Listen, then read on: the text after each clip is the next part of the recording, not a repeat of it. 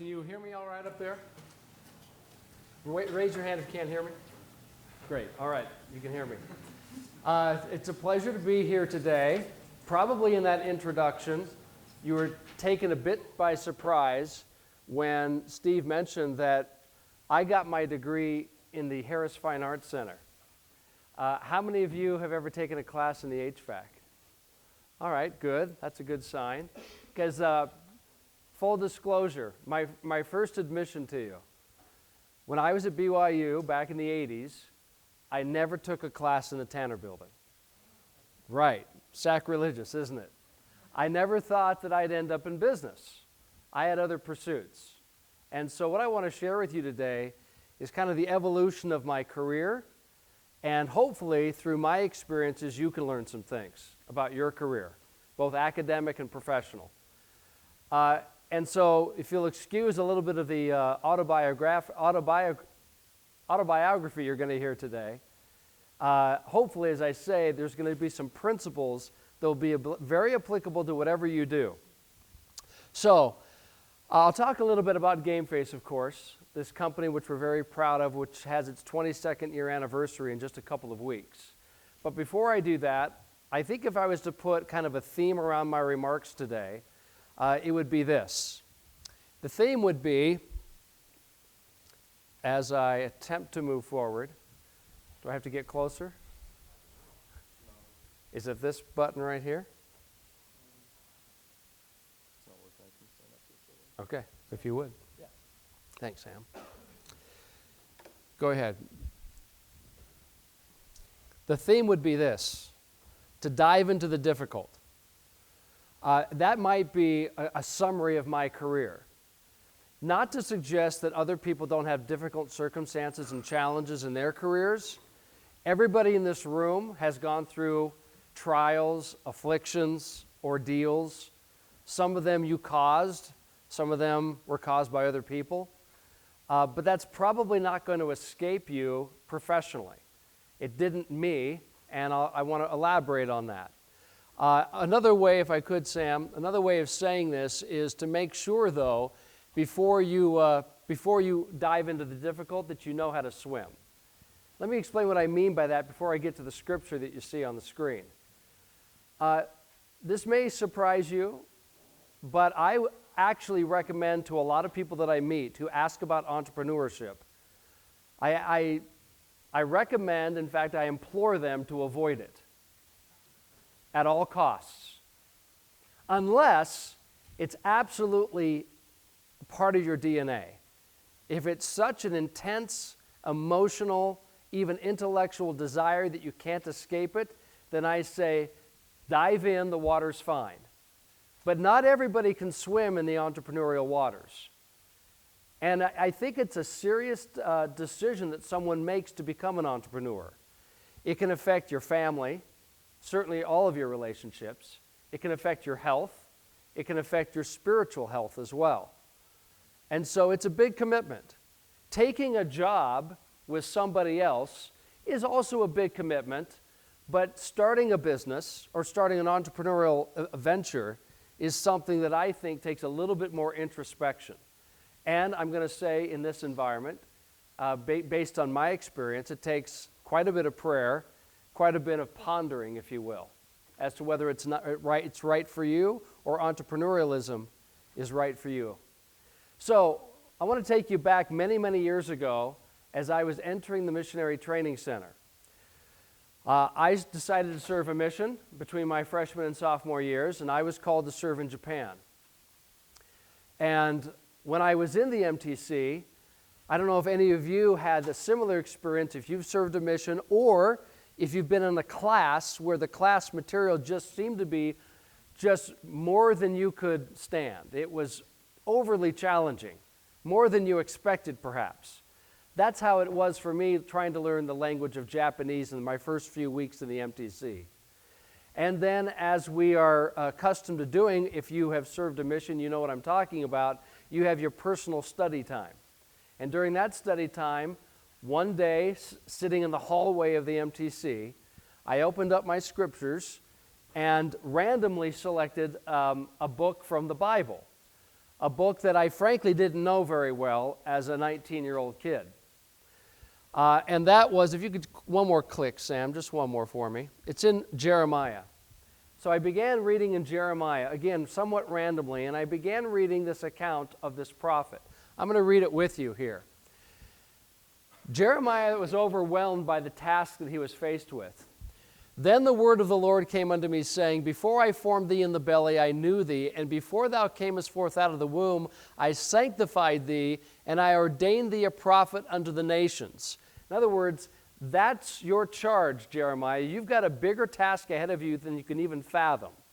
So Jeremiah responded with, Ah, Lord God, behold, I cannot speak, for I am a child. He was taking the words right out of my mouth as one who was being asked to learn a foreign language. I can't speak this language. I'm not that smart. And they want me to do this in such rapid fashion, I know I'm going to fail. But then the Lord said to Jeremiah, Say not, I am a child, for thou shalt go to all that I shall send thee, and whatsoever I command thee, thou shalt speak. Be not afraid of their Japanese faces. For I am with thee to deliver thee, saith the Lord. I promise you, when I read that scripture, my perspective of my call changed instantly. My confidence in myself grew immediately. Because my confidence in the Lord, my faith in the Lord, was more firmly established. Because I believe that scriptures are for us, not just for the folks back in biblical times. That scripture not only propelled me to learn Japanese and hopefully become a somewhat effective missionary, but that scripture has stayed with me as a professional. Because as a professional, many times I feel inspired, or perhaps it's someone else's inspiration to ask me to do something. And yet many times I felt, I can't do this. I'm not equipped. I don't have the training. I don't have the academic background. I don't have the skills. But I've learned to put my trust in the Lord, because the Lord knows me better than I know myself. If you can remember this professionally, not just spiritually, perhaps it can benefit you like it has me.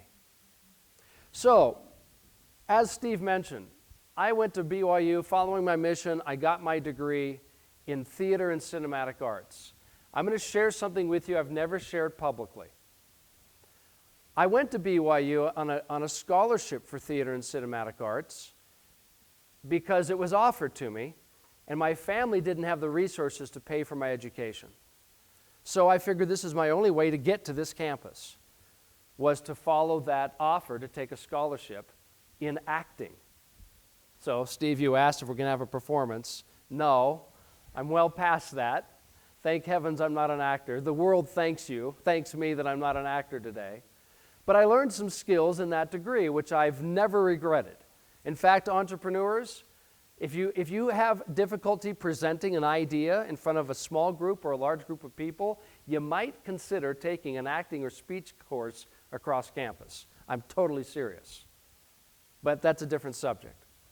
Anyway, so I actually won some awards here on campus. I was named Best Actor 2 years in a row over there in the HVAC. So for me, pursuing that career seemed like a no-brainer. I was on my way, so to speak. So I took my degree, and Sam, please, I ventured off to Hollywood, right, where I'm going to make it big. And for 3 years in Hollywood, this is the late 80s, I actually made a career out of it. I didn't have to wait a single table. I was actually working in the business. Theater, television, and some small bit film roles. But I want to share with you a story that also changed my career trajectory. I had been cast in a B-run movie. B-run means it's going straight to video. In today's world, it would go straight to Amazon or Netflix. It's not something for wide release. And the producers knew that when they created this movie. It was not going to be a hit. It was just going to be something to make maybe $1 million on it at best. Well, I was cast in this movie, and it happened to be a comedy. And I was cast in the lead role. This was my, quote, break into the business after taking a lot of smaller roles throughout. Well, I was excited. My agent was thrilled.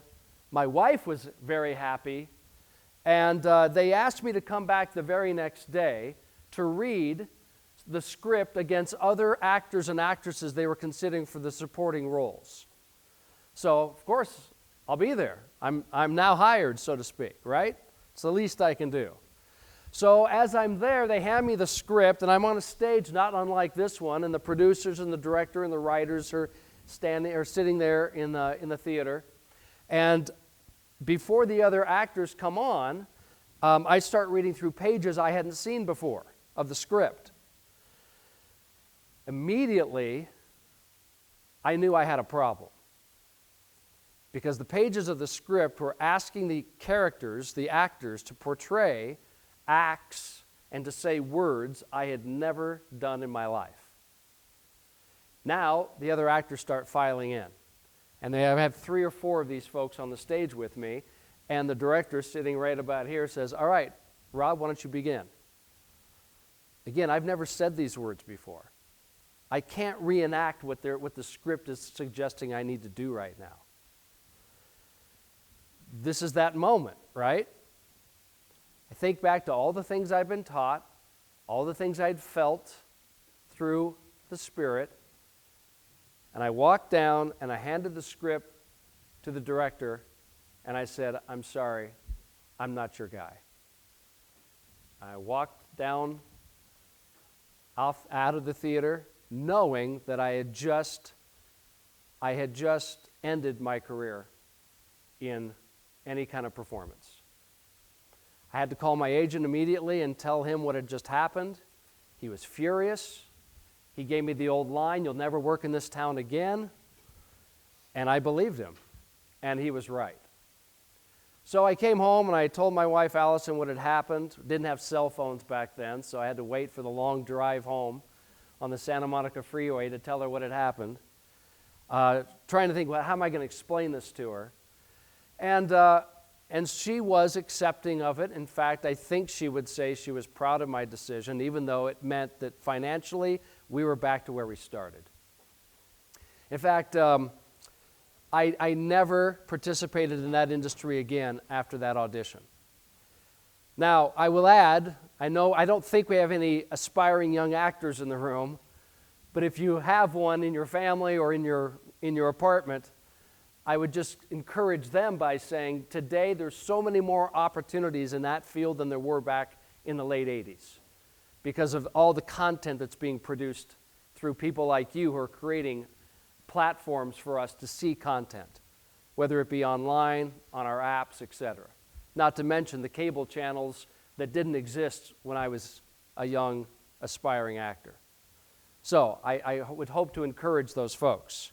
So now I'm without a job, I'm without a career, all of my education has basically gone down the tubes. What am I to do?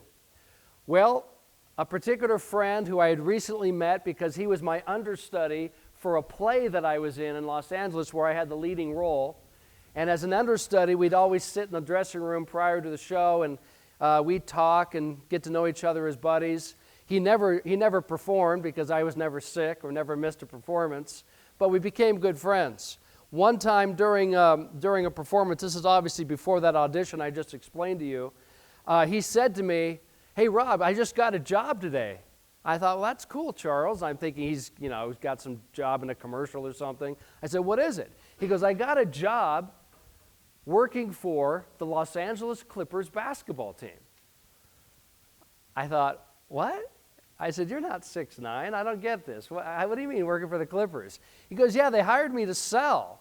Sell what? Merchandise? No. Sell corporate season tickets. And I scratched my head and I thought, well, that's really kind of interesting. No, that's kind of cool because I like sports. I've always liked sports growing up, particularly basketball. Being from Portland, Oregon, that was the only game in town when I grew up. So I thought, well, that's really cool. Hey, when you work there, hey, can you get me some free tickets? I'm a starving actor, right? He goes, oh, sure. Yeah, I'll get you to a game. So I've left now the entertainment business, so to speak, and I get a job at Universal Studios. I used my Japanese, where I was a translator, for the executives who ran the studio at the time, a Japanese company called Matsushita. So they'd hired me to be an interpreter and a host for all the Japanese executives who come to Los Angeles to look at their investment. So while I'm at Universal one day, Charles gives me a call. Actually, it was a page. Didn't have a cell phone back then. Have I mentioned that? So I got a little page, and I recognized it as Charles' number, so I called him up from the payphone there on the back lot, and I said, "What's up?" And he goes, "Hey, you've got to come down here immediately. We're hiring, and I think you'd be perfect for the position we're trying to fill." Long story short, I got a job working for the Los Angeles Clippers selling season tickets, group seats, and suites. We only had 2 suites because we played in an arena called the Los Angeles Sports Arena, which has since been torn down, but there's only 2 suites in the whole building. Well, I soon learned, thinking that this was going to be a fun job, I soon learned that Sports Illustrated had it right. Sam, will you please? When they posted this on the front cover. This is what I had to be selling. And just to be clear, this is not me, all right? So that was the former owner of the Clippers. Today, the Clippers are owned by Steve Ballmer, a name I'm sure you all recognize. And so my task was to try to fill up the building for the worst franchise in sports history. Mind you, it doesn't say the worst sports franchise of the year or of the decade, but history. That goes quite a ways back. And so when I got there, I thought, well, how tough can this be? How tough can this be? You're selling basketball. Everybody loves sports, right? Just like me. I'll just smile and dial. "Hey, how you doing? This is Rob Cornilles with the LA Clips." No reaction.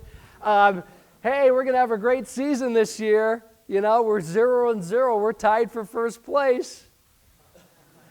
And so what do you say? And I'd say all these other cheesy things, not knowing how to sell because I had no training. I guess the best inspiration was Tommy Boy, right? So I'm going to sell like that. And so I would get a lot of clicks. I'd get a lot of guffaws. That's pretty funny. Who put you up to this, right? Thought it was a prank. I'd get a lot of, I'm a Lakers fan because they were always winning championships back then.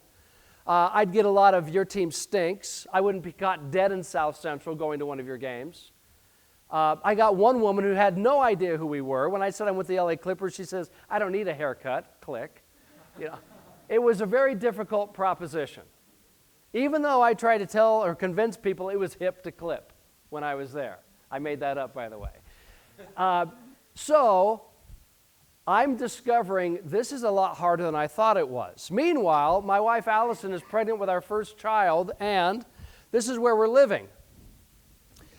A building that has been essentially condemned by the city. It's right off Melrose Avenue, and they've evacuated all the tenants, except me and Allison. Because the owner of this building, as you can see, they were going to put a nice big high-rise condo here, but he felt bad for us because he knew that my wife was pregnant, 8 months, unable to work, and I worked for the LA Clippers. So he let us stay until the very last day before the bulldozers arrived. Well, let's go one more click if we could. Go back to this little slide here. I want to share with you an experience that I had, talk about entrepreneurialism, on my first game working for the LA Clippers. Up to this time, I was, and I shouldn't tell you this, because I'd hope that you would have a little bit of respect for me at some point during this lecture, but here it goes. I not only took a job for the worst sports franchise in history, based in South Central Los Angeles during the 1992 riots, but I also was a commission-only salesperson. That's right. No salary, no hourly wage, you eat what you kill. That was the job. So, by the way, that reaction was very similar to my mother's-in-law. So I took this job, and I was not having any success. And I come home every night from that building that you saw, and Allison would be sitting on the mattress because we didn't have a couch or a chair. And she'd be looking at me like, Is this the day? Did you kill something? Right? And I'd have to give her that, no, didn't happen. And I said, you know, Allison, I appreciate your patience and your support and your trust in me, but it's probably time I go get a real job. Maybe Subway's hiring. And she said, to her credit, to demonstrate her patience and her trust and her faith, she said, I tell you what, why don't you work until the first game of the season so you can at least enjoy being an employee for one game. You can walk around the court, you know, and kind of act like a big shot with your credentials on. You know what that's like. Some of you might know what that's like. So I did. The first game was against the Golden State Warriors. They were good back then. They're not as good as they are today. And I was pretty pumped to be there. I was feeling pretty cool. I was standing with my newfound colleagues. They didn't know I was about ready to quit. I was going to offer my resignation the next day. And as the game is beginning, they're watching the game because they hadn't been trained to do otherwise, by the way. But something prompted me. I'll let you read into that any way you want. But I decided not to watch the game. I decided to watch what was happening behind me in the stands. And I noticed a few things. You see, I was thinking to myself, I can't find a Clippers fan on the phone, so I want to see who is actually coming to these games. Because they're a slippery bunch, right? You can never get a hold of these people. So we have a capacity of like 17,000 seats. We've only got about 2,000 people in the building that night. But I want to look behind me and see who they are. The first thing I want to share with you that I noticed was a family of 4. It was Mom and Dad and Susie and Billy sitting about 7 or 8 rows off the court. And I watched them, and I noticed that Dad had his arm around his son, and he was pointing to the court and whispering something into his son's ear. And as he was doing that, his son had a very attentive look on his face, like, oh, yeah, I get it, Dad. Right, yeah. And I was wondering, in fact, I was making assumptions as to what was going on between the two of them. And here's what I concluded. Dad is teaching his son some of the finer points of the game of basketball, obviously. But Dad is also probably teaching his son some important life lessons, like hard work, like sportsmanship, like teamwork, like dedication, like commitment. And I thought to myself, not to sound pathetic, but I never really had an experience like that with my dad at a sporting event, so I thought that's kind of cool. And being an expectant father as I was, I thought, man, I hope I have those kind of experiences with my son. And he's getting that experience through, of all things, an LA Clippers game, circa 1991. Then I noticed directly behind that family was a group of professionals, about 20 or so individuals who were all dressed kind of like I am today, some of them with ties, some of them with jackets off and sleeves rolled up, but you could tell they were coming from an office. And they knew each other pretty well because of the backslapping that was going on, the high-fiving, the ribbon, and they were buying each other drinks and stuff. And I'm wondering to myself, what's going on here? Well, again, assumptions. I'll bet you've got a group of business people, all from an office, who are here to celebrate an accomplishment, an achievement, the achievement of a goal, a quota even. And I thought, that's kind of cool. The boss is rewarding them through one of our games. Or, I thought, it's not reward at all. This is punishment. You see, they're not getting along well. There's not good communication in the office. There's too many personal agendas, too much politics, and the boss has somehow said, okay, everybody, knock it off. We're going to a Clippers game tomorrow night. Yes, a Clippers game. Okay? Because you guys need to learn to communicate better. I'm sick of the infighting. I want you to understand each other outside of the gray walls of our office, and I want you to see each other in a different light. So Betty in marketing, I want you to better understand Frank in operations. And Johnny in shipping, you need to understand John in sales. And we're going to do that at a Clippers game so that I have better camaraderie, better productivity in my office the next day. Now, those kind of experiences, I wish I had more time to share more with you. There were about 10 that I recall that I observed that one night. And it occurred to me in the course of this game, which, by the way, I don't even remember who won that night. because I wasn't focused on the product. I was focusing on the results of the product. And I concluded that night, these people are not coming to watch a win. Who does that? They're coming to the Clippers to achieve a bigger outcome, a more lasting result for their family, for their business, for their nonprofit organization, etc. And so when I got on the phones the next morning, yes, I came back to work the next day. Because when I went home and told Allison what I had discovered, it changed completely my perspective of my job. I've been trying to sell X's and O's. This is the year, which is largely out of my control. But what instead I needed to be selling was, through an association with our team, our venue, our games, you can accomplish important daily results in your life, for your business, for your family, with your friends, etc.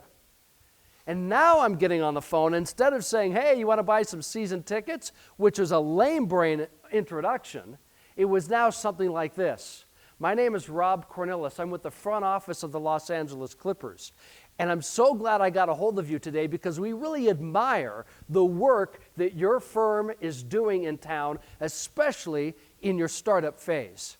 And because of that admiration, we wanted to share with you a way that we at the LA Clippers could assist your efforts in not only broadcasting to more of the market the good work that you're doing, but also reward productivity among your staff as they're working so hard to get you there. And what do you think was the answer? What was the response? Anybody? Exactly. How are you going to do that, hotshot? Oh, really? This I got to hear. What are you talking about exactly? Okay, I'm listening. Now, I was being invited to do the very thing that most people hate. Sell. Sell me. What are you talking about? Okay, you got me. I didn't say I was going to buy, but you got my interest, you got my curiosity. Go. Now, even though cynical responses were aplenty, I was now getting an invitation to continue. This led to sales, because it led to conversation, which leads to sales. And I discovered a new way of selling. That month, October of that year, 1991, I set a record for season ticket sales for the Clippers in their history. And we had no trades that month. We had no new coach that month, which is kind of unusual. We had no two-game winning streak.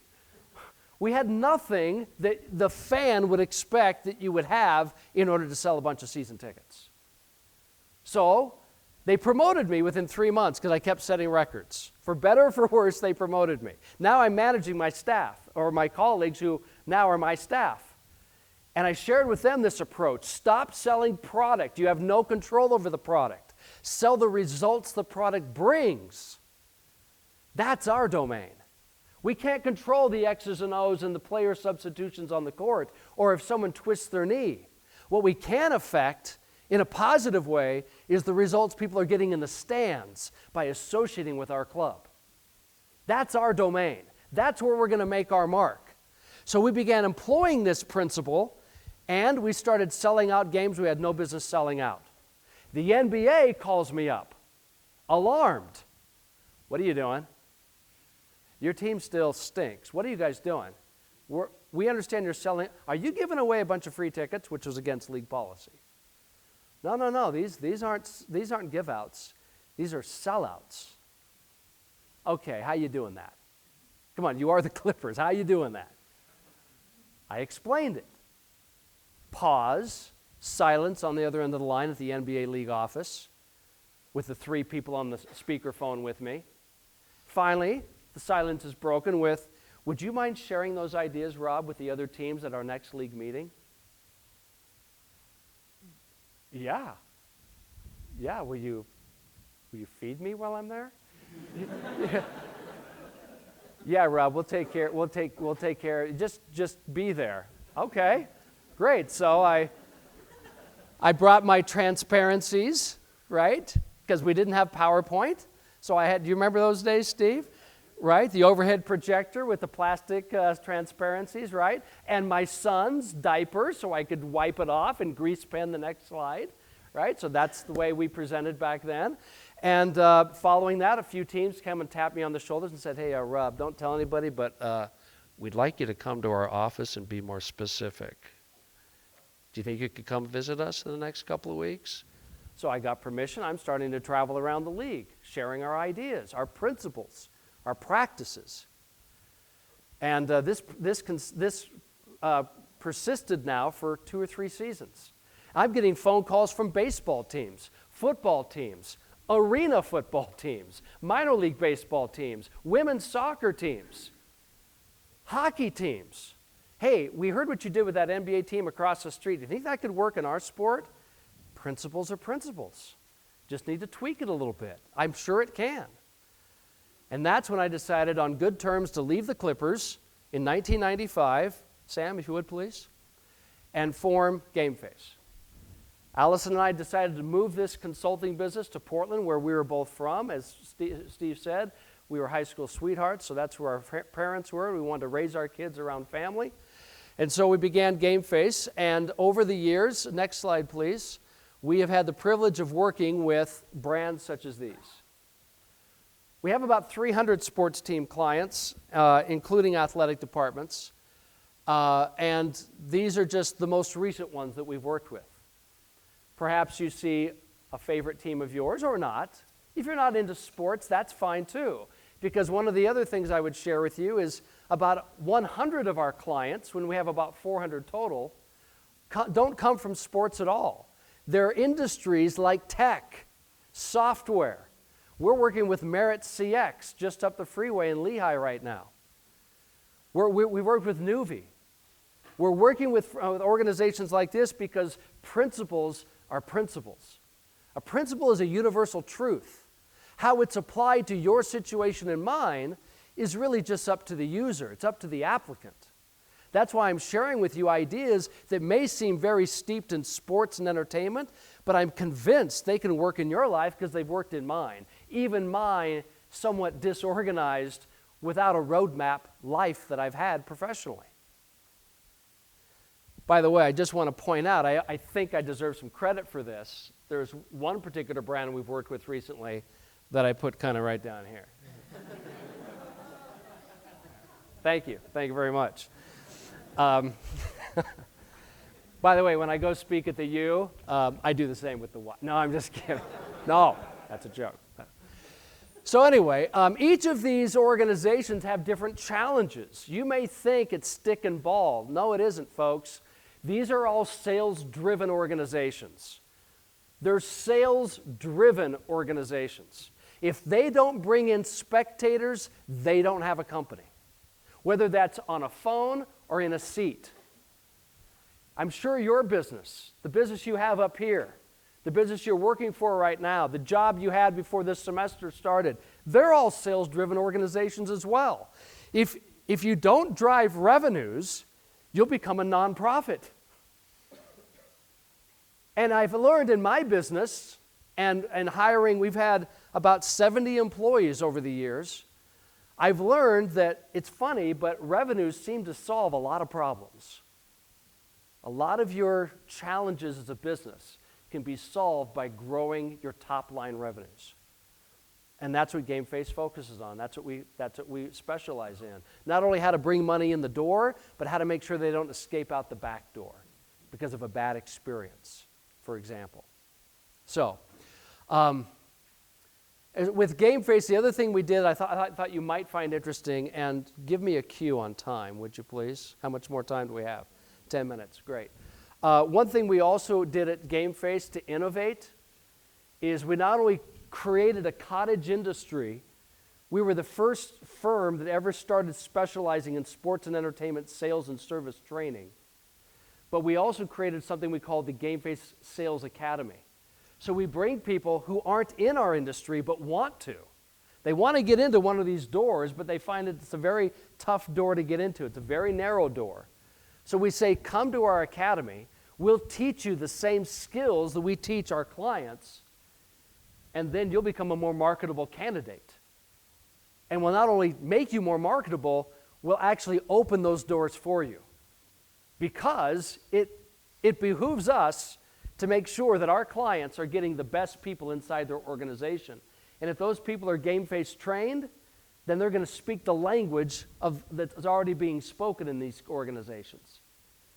And so it just helps our clients be even more successful. So it's a win-win-win. All three parties benefit from our Sales Academy, something we still run today. Now, in 2009, Gameface was 14 years old. I loved my business. But some things were happening in this country. And like all of you, some things, you get a prompting, you get a thought, you get maybe an aha moment. I don't know what it is. You all define it differently.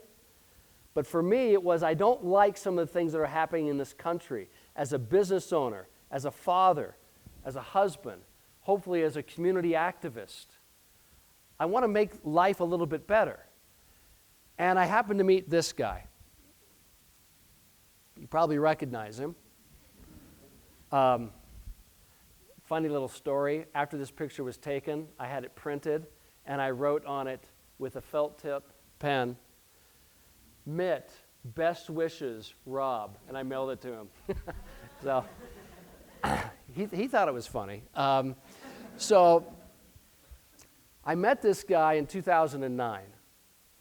And he then started talking to me about perhaps another role you can play besides just being an entrepreneur in business.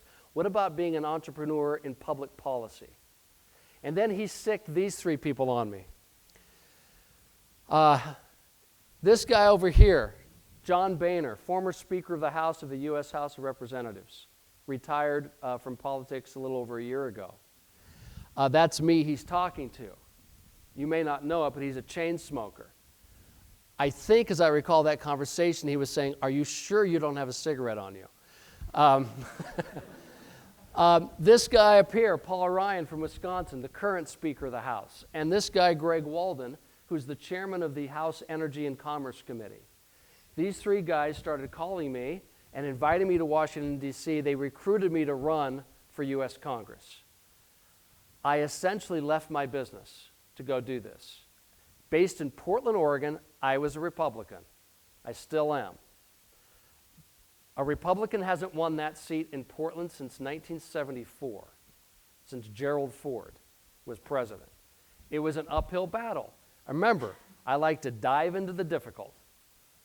So I decided to run. Next slide, please. And that's the logo that we developed. That's Mount Hood, for those of you who may know that territory up there. Next slide, please.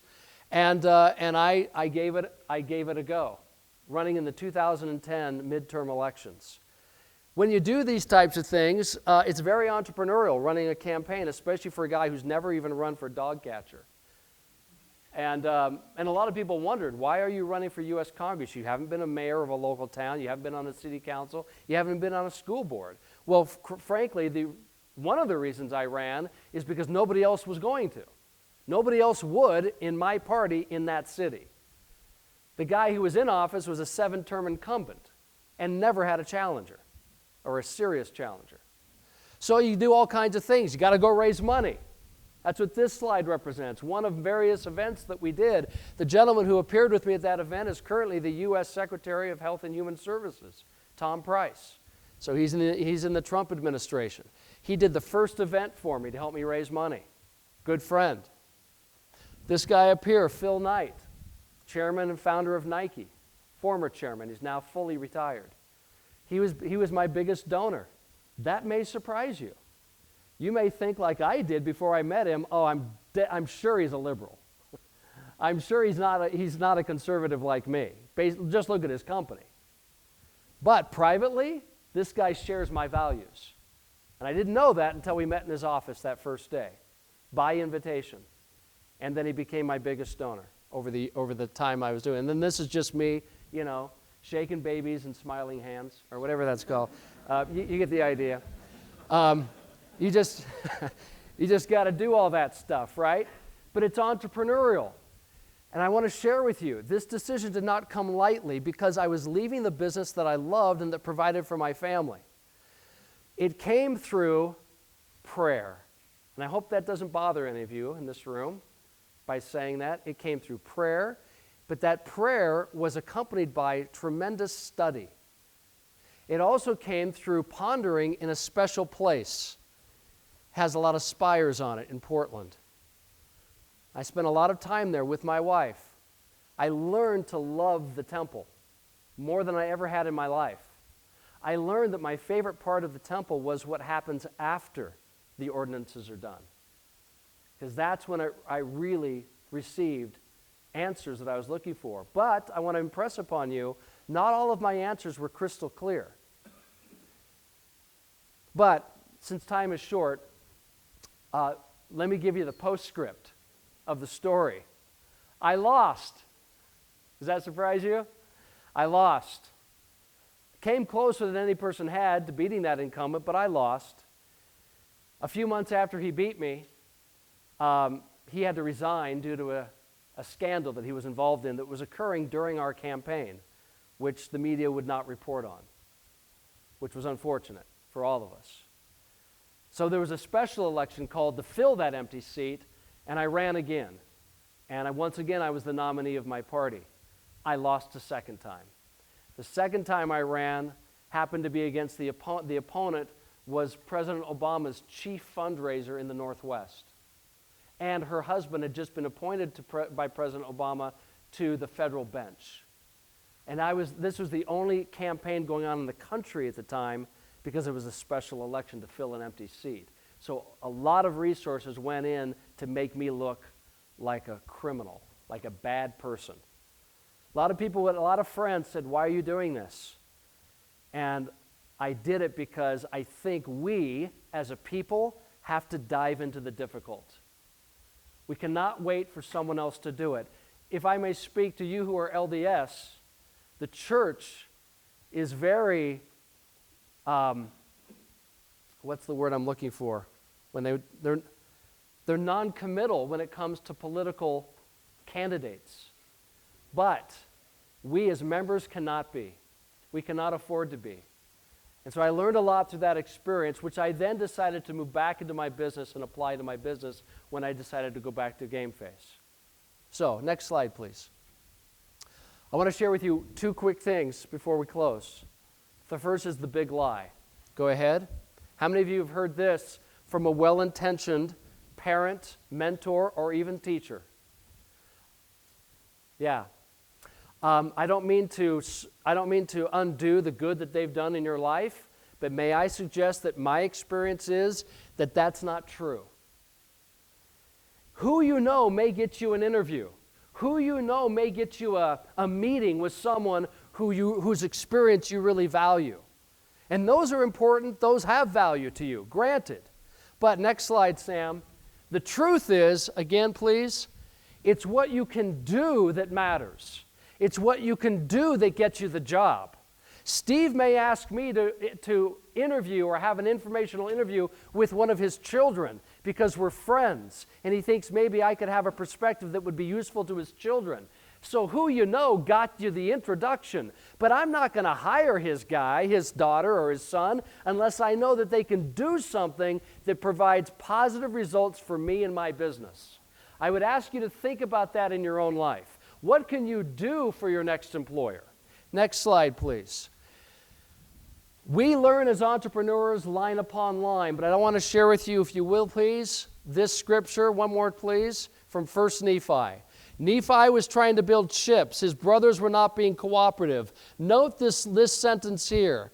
And we did work timbers of curious workmanship. And the Lord did show me from time to time after what manner I should work the timbers of the ship. In other words, Nephi was doing the Lord's work, but even then, the Lord didn't give him all the answers. The Lord made him work through the process, the problems, the challenges. Don't think just because you have good intentions that you're going to have an easy paved road to your end goal. Just like Nephi had to figure it out time by time using his own intellect, his own capacities. I have found the same is true in my career. I'm sure it will be the same in your career.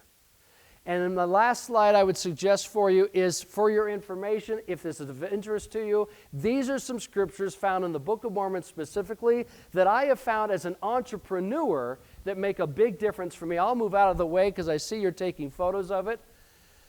But I would encourage your study of those scriptures. Do more than just read them. Dig deep into the words of those particular verses. I promise you, they'll make a difference in your career as they have in mine and in the choices you make as an entrepreneur. I thank you for your attention. I wish you all the best in your pursuits. And I hope you'll not shy away from the difficult, embrace the challenges, and use the spiritual gifts you have to be successful for the world.